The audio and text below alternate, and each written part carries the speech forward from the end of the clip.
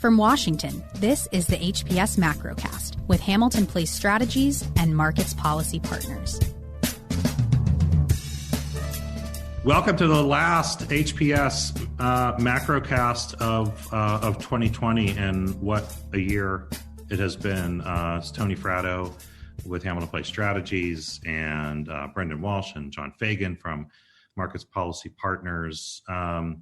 Guys, I mean, go back a year. We were heading into January, and obviously no one could have predicted the year that we had ahead of us. It was one of the most consequential in American history, obviously from a health and health standpoint, but also from a economic standpoint, and the consequences of the coronavirus. I think this time a year ago, maybe heard some reports out of Wuhan, China, that there was some kind of flu-like respiratory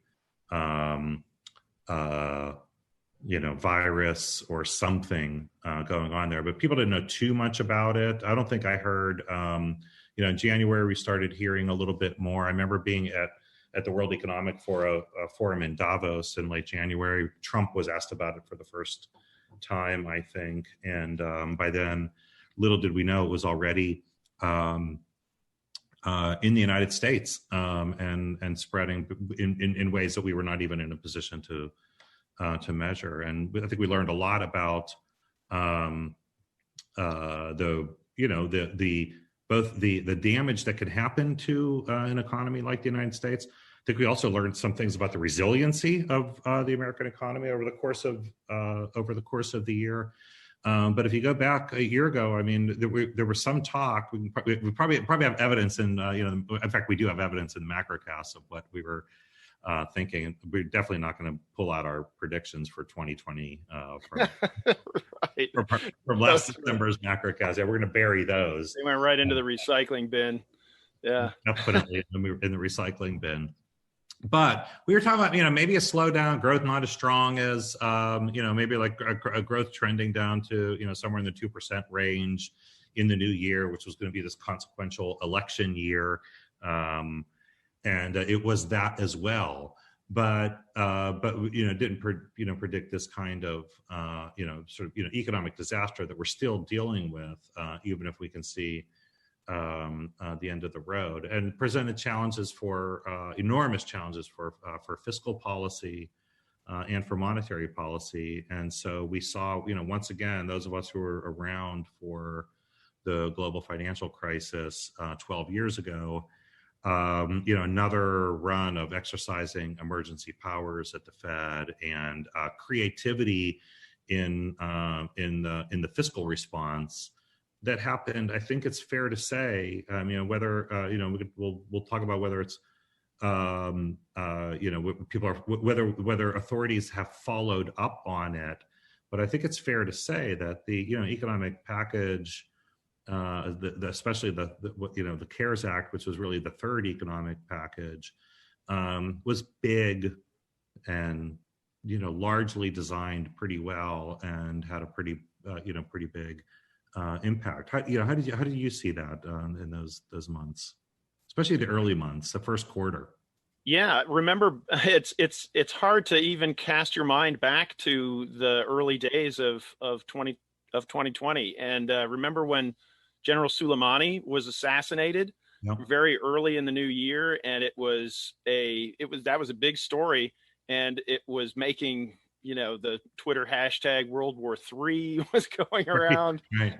And that was quite a consequential start. And little did we know that would be absolutely a footnote in how 2020 played out. I remember sitting with our friend who we have featured on the Macrocast, Dr. Christopher Moores, who's a leading virologist and is at GW, George Washington University, and runs their viral lab, and just does such a great job. I remember sitting there having a very sobering conversation with him over a couple of beers in January, where he said, and I'll never forget it. He said, this looks like a population sweeper. And, that asymptomatic period in which you can still spread the virus. We all got to be amateur epidemiologists this year, to our great regret, obviously. But it really has been a time in which the policymakers again had to come together in a very rapid in a very rapid response kind of way, with the magnitude of the numbers that they were able to cobble together, or something. It dwarfed obviously the totals that were produced in the 2008-2009 stimulus, and really was it was an all hands on deck effort at a time when bipartisanship is hardly hardly at its highest ebb here in Washington, D.C. So the subsequent months in which fiscal, that second wave of fiscal support has been delayed and delayed again. I know we've talked about that ad nauseum, but it shouldn't detract from the fact that the CARES Act was timely and consequential, and was done. Nothing's going to be perfect when done that quickly, but it really, really made a difference. Yeah, it had its hiccups, and getting this massive the paycheck protection plan up and running, and starting up a massive program like that in just a matter of weeks. It had some hiccups, but it still resulted in pushing hundreds of billions of dollars into the hands of businesses to try to keep people off the unemployment rolls and keep those businesses intact as well. And that was we've never done anything like that before in the United States. We've never done anything like that in kind, nor in at scale. That was I was trying to come up with an analogy at the time, and said this is like trying to spend the entire Department of Defense budget in weeks, right? But with people who've never done anything that big before, So it was big and unique and different, and I think had had that, and the enhanced unemployment insurance had a big impact. I remember, I remember that there were a few days in March where there was the Congress was debating the CARES Act, and all of us were screaming for them to get something done very quickly. And you had this Congress coming out saying nothing, not more than $1 trillion, it's because $1 trillion was supposed to be the big scary number. And then they caught a whiff of just what was happening out there in the real economy, and what what the shutdowns were going to look like.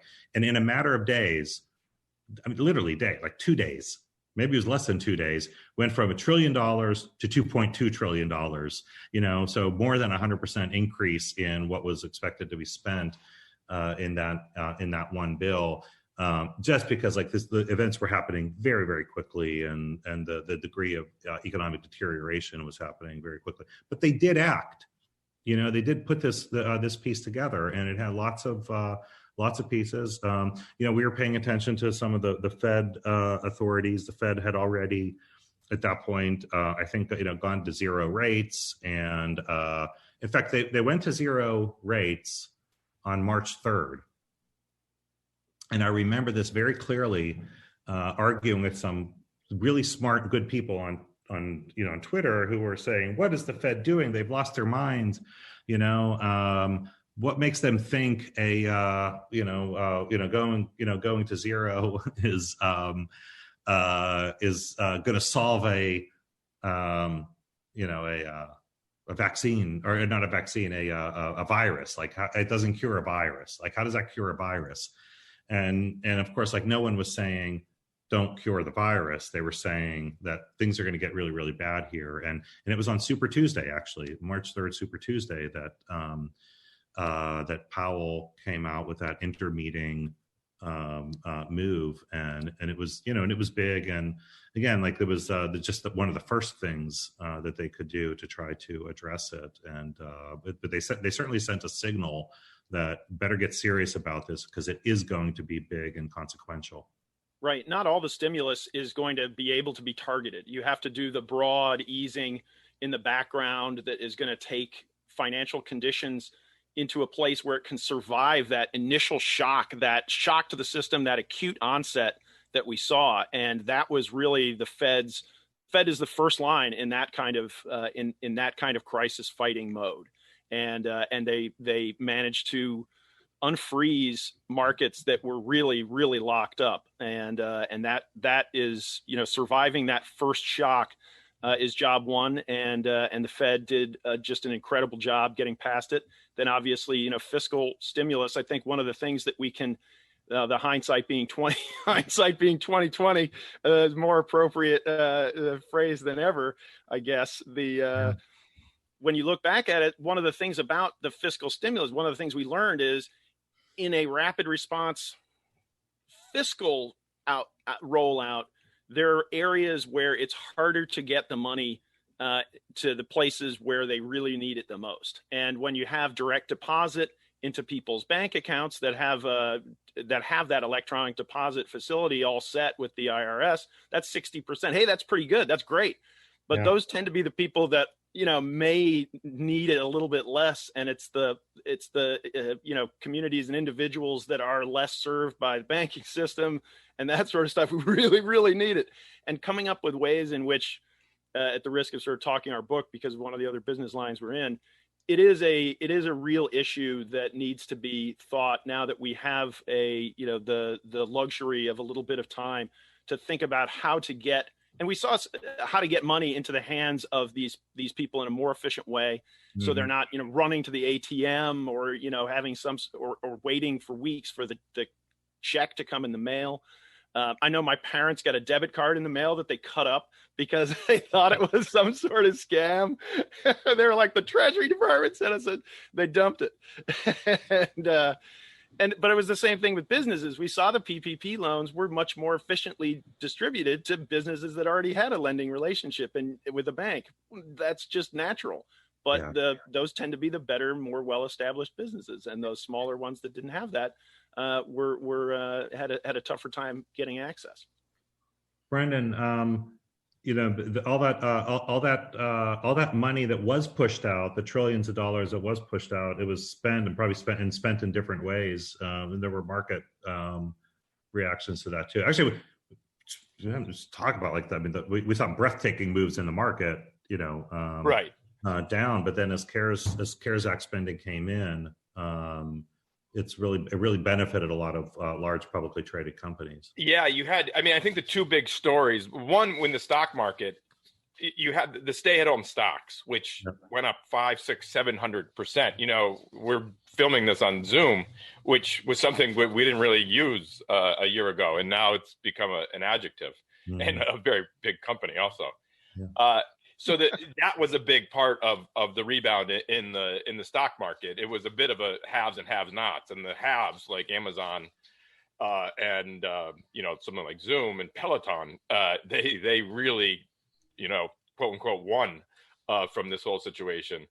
But obviously, if you were a cruise line or a hotel, it wasn't such a enjoyable ride for your stock. Mm-hmm. But then the second one was, and I think that the Fed with cutting rates so low, we've seen a monstrous rally in the housing market.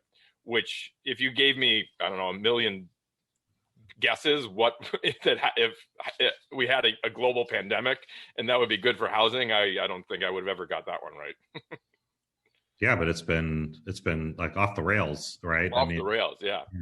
Because it's cheap money, and then B, people, because of all this technology, feel that they can work remotely, so they can live, outside of cities. It's something that Brendan and I have been talking about internally, and we've been talking with our clients about through our reports, is this issue that, just casting a glance ahead, this does create something of an issue for the Biden administration when you look at some of their policy wish lists, having a cancellation of student debt and a first-time homebuyers tax credit. Those are really good policies.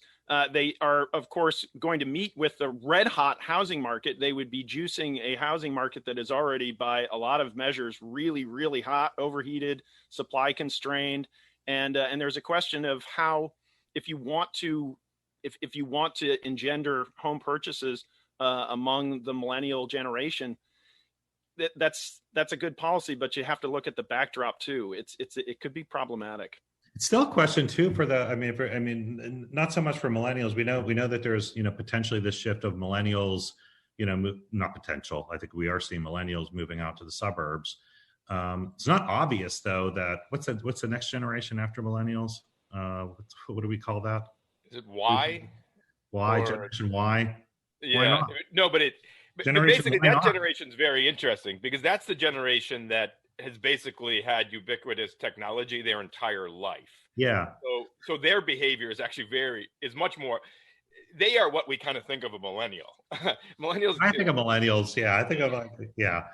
But look, I still think there's what has happened. So you could try to juice housing and think about sort of first time housing, but housing in places that those generations where they generally want to live, which is still urban. They still or they've just been priced out of urban. Mm-hmm. Right now, prices have come down in urban centers like New York, and we see the tech departures from the Bay Area in California to places like Austin, which also has some housing. Yeah. But they didn't go to South Dakota. They went to Austin, Texas, which is one of the biggest, coolest cities in America. They got to go to Pittsburgh. That's where they got to go. You know? No, Pittsburgh's becoming a cooler and cooler city by the day. It is.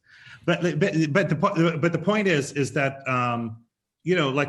for the people who want to stay in urban centers, it's actually more affordable too. And so.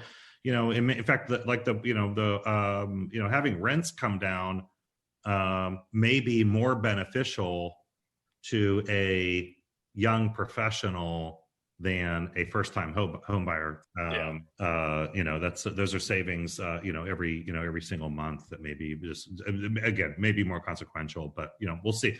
We'll see. I have to say that we're just thinking about we're gonna get the second half of the show here in a minute.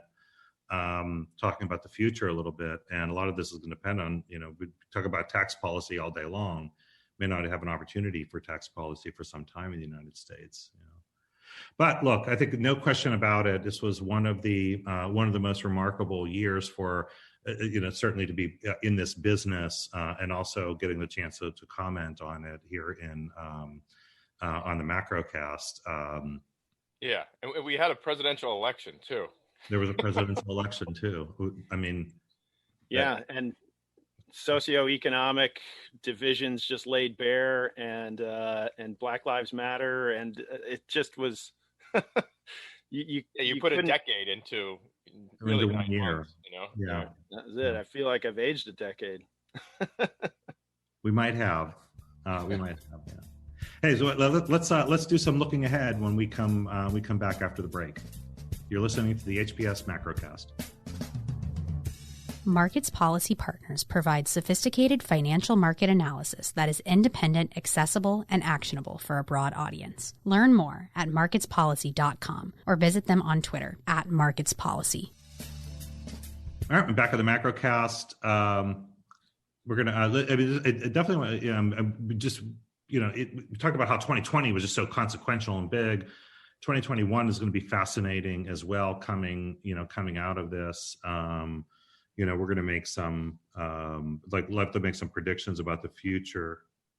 Well, I guess that's the only kind of predictions you could make, right? You can only make predictions about the future. I'm much better at making predictions about the past. But, I even get those wrong sometimes. But sometimes I do, yeah. Predictions about the future. Look at 2021. Obviously, we've had amazing news here at the end of 2020 with the the breathtaking developments of multiple vaccines that we're gonna we can't wait to be pricked by the doctors with this vaccine and get back to something like normal life. But I think it's going to happen much quicker than people think. I mean, we're already started with some of the distribution of the vaccine. It's going to go heavy in the winter and into spring. It's not going to be long. It's going to be baseball season, and we're going to start talking about like a pretty large portion of the American population that will have gotten the vaccine or will have already gotten the antibodies from contracting COVID. That there is going to be a rush back to something like normalcy even if we haven't even completed with the vaccine distribution. And that's why I'm actually, I think I could see us going into a double dip recession in this first quarter or even the fourth quarter. Right. But I see a very strong bounce back and lift in the back half of 2021. How do you guys see it? Yeah, already Pfizer has found that the vials actually contain 40% more than they thought. So we're already ahead of. What's the deal with that, by the way? I mean, I don't really fully understand, but I guess that's the best, are they just eyeballing it or what? I think that you're kind of eyeballing it. Make it any more precision. Yeah. That you could be off by 40% in how much you're putting in the vials. That's amazing. Yeah. And the other good news is that they're finding that with just one dose, people are having over 90% immunity, which is great too. So Dr. Fauci said last week, he thinks that it's late March, early April, that a healthy person should be able to get the vaccine. And that you're right, by the summertime, we could be back at a baseball game.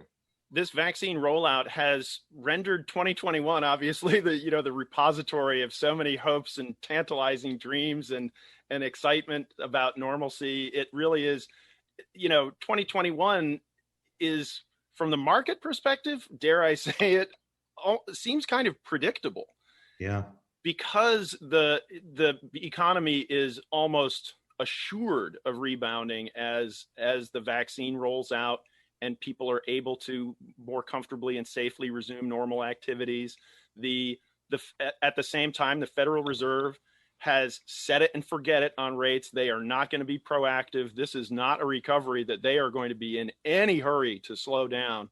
And certainly when you have the lower income segments who've been hit so hard trying to play catch up, and the enormous amount of healing that has to go on in the labor markets, the Fed is really going to let this thing go, they've said, and we certainly believe them.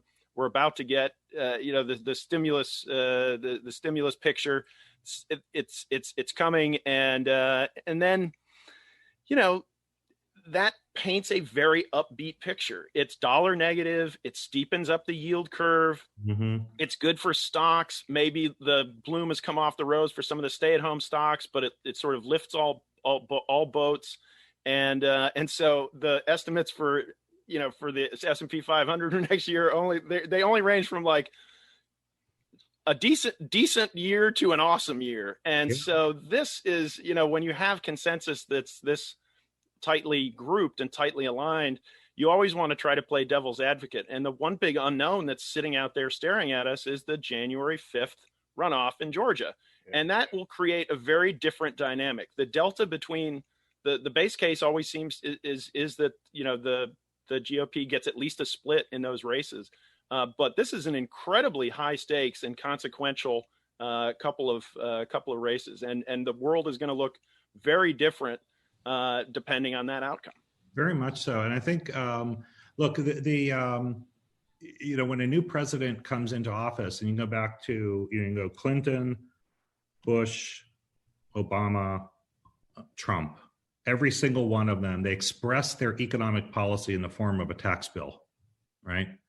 So the tax policy looms really large. And if Democrats do not take control of the Senate, there is not going to be a tax bill. So they will not be able to express economic policy in the form of a tax bill. Now, because this is Biden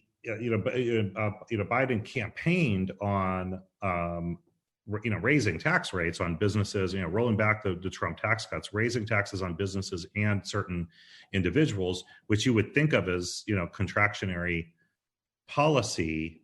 I think where we learned something, like Republicans are going to push for austerity, right? Like we're already seeing it. They're going to, they want to be, restrict spending. They want to talk about budget deficits and the debt is too big.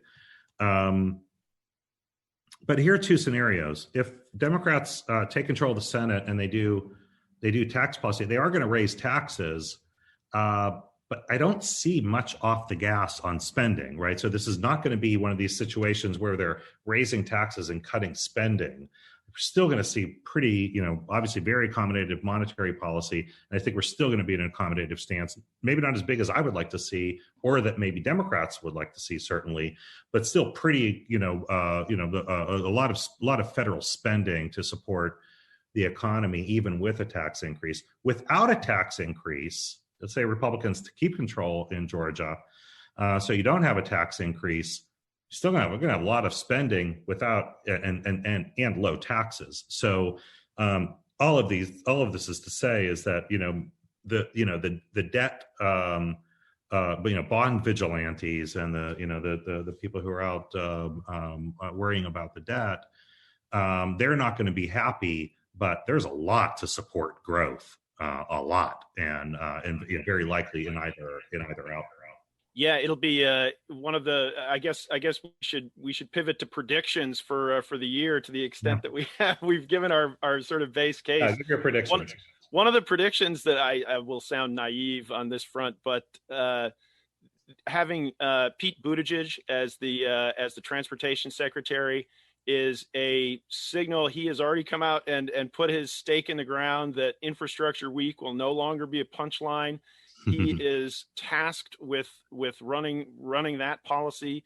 Whether if the Democrats run the table in January in Georgia, then it is going to be it's going to be part and parcel of the stimulus package, and it's going to be a really high priority for them to wind stimulus in with investment, that longer term spending that infrastructure can provide. And if the base case occurs and the GOP keeps control of the Senate, then they'll have 2 years to put together a big infrastructure plan that obviously has no hope of getting Mitch McConnell necessarily to sign on to the whole shebang. But it's a case. It gives them time to really get it together, fully bake it, and bring it out of the oven and present it in time for the 2022 midterms, and say, look what you could have won. If we'd gotten the Senate in 2020, this is coming soon to a theater near you if you give us the keys to the kingdom here. And so infrastructure, after all the missed opportunities and jokes about about it, I think 2021 maybe. Yeah, look, if they're smart on how they construct it, you may have a lot of governors putting pressure on their senators to go get this thing done. So they, it's not cost free for senators to oppose it. Brandon, what do you got? I think the idea that cities are dead is overstated. I think the Roaring '20s. I listened to a podcast of it was a documentarian who did a whole thing on the Roaring '20s, and the Spanish flu played a big role in the Roaring '20s. People were really happy to get back to it, and cities are fun, and I think people want to go have fun again. And right now, cities aren't fun because all the fun stuff is shut. But once we have the vaccine, Broadway is going to reopen, and the restaurants are going to be back. I'm here. So I think the idea that everybody's going to move to the middle of nowhere is silly. I think people will move more towards those second level cities and maybe outside of big cities, but young people are still going to want to spend some of their life in New York City, and that's my hope as a New York City resident now. I'm hoping the city just gets even younger and hipper. That's what I'm doing. Get the oldsters out to the suburbs, and I want more young people here in the city, and it'll be just great. It'll always still have that energy. That's what I'm going with. My prediction is on the. I think we're going to see a lot more international engagement from this administration, multilateral engagement, and just sort of America re-entering a leadership role in the world. And whether you agree with the Trump administration's stance on globalism, multilateralism, I think it's fair by any measure to say that America's leadership role was missing, and these guys are pretty intent on getting back there in America at a leadership role from a national security standpoint, and then from an economic standpoint in places like the international financial institutions, the World Bank, the IMF, working on cooperation, collaboration towards China. towards reforming, rejoining in a way, stopping the allowing the World Trade Organization to do its job, but also looking at world trade reform, and that starts with WTO reform. I think their concerns and issues with China and some other trading practices are going to be all that much different from the kinds of things that the Trump administration raised, IP protection and some other business practices. They will be different in terms of things like misunderstanding national accounts and the trade balance, but the sort of set of issues are going to be more or less the same. How they approach it, I think, is going to be very different. That'll be interesting for us to look at and pay attention to in this new year. I think it's a really important point where, just as people are going to be excited to go back and have fun, there's been a lot of career bureaucrats, especially on the international side, that haven't been able to do much in the last 4 years, which was the point of the Trump administration. So I think you have a lot of people, at State Department, at Treasury, that are excited to get back at it and be a leader on the global sphere. I agree, guys. Thanks for a great Macrocast year. It's been fun, and all of our production support from the team. Yes, thank you so much. It's our producers and staff. It's been terrific. Everybody. I know if we try to name them, we'll probably miss them all. But Kobe, Bryce, Mariel, and Megan, and Brian, and everybody who's supported us and kept the show going. Our colleague Matt McDonald, who's with us, John Dick, the regulars. Always great to have them, and for our special guest who joined us this year. And we're looking forward to 2021. It's going to be fun and really interesting. And thanks to everyone who's been listening. We really appreciate it. Your downloads and your comments and your ratings. That's all really great. So, guys, have a wonderful holiday season. Looking forward to seeing you all back here on the Zoom in 2021. Thank you for listening to the HPS Macrocast. Please remember to subscribe, rate, and share.